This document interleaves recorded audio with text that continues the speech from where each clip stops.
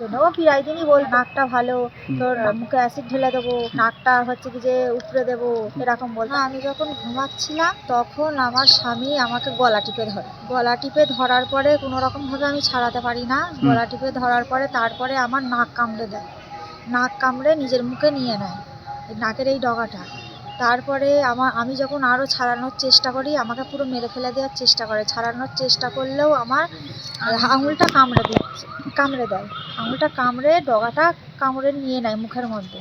আমি জানি না কী কারণে করেছে, কেননা আমি ঘুমাচ্ছি, কোনো অশান্তি নেই, কোনো ঝামেলা নেই, কোনো কিছুই ছিল না। ওর জন্য ও প্রায় দিনই বল নাকটা ভালো, তোর মুখে অ্যাসিড ঢেলে দেবো, নাকটা হচ্ছে কি যে উপড়ে দেবো, এরকম বলতো। আর প্রায় দিনই নেশা করে থাকলে আমার গলা টিপে ধরে মারার চেষ্টা করতো।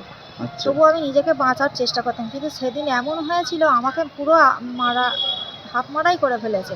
আমি অনেক কষ্ট করে আমার মা গেছিলো, দুটো দরজা ভেঙে আমার মা আমাকে বাঁচিয়েছে। আমি চাই ওর শাস্তি হোক, সাজা হোক, ও যেন জামিন নিয়ে ছাড়া না হয়। আমার মেয়ের বয়স 8 বছর, একটাই সন্তান।